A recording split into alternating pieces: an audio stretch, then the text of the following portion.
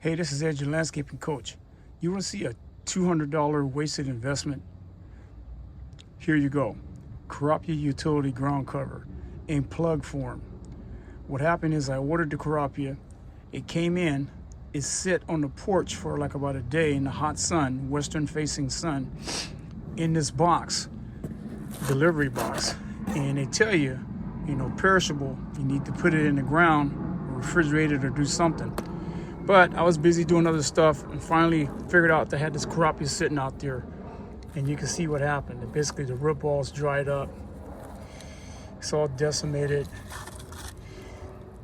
You can see a little bit of moisture down at the bottom.